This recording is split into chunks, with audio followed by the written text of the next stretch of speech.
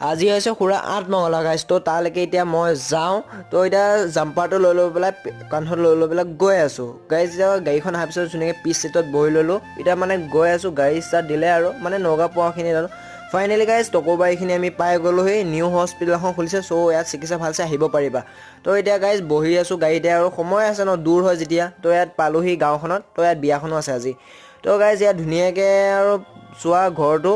তো মানে খুৰীহঁতৰ ঘৰ, জিম্পী বাহঁতৰ বিয়াত দেখিছিলে চাগে ব্লকত।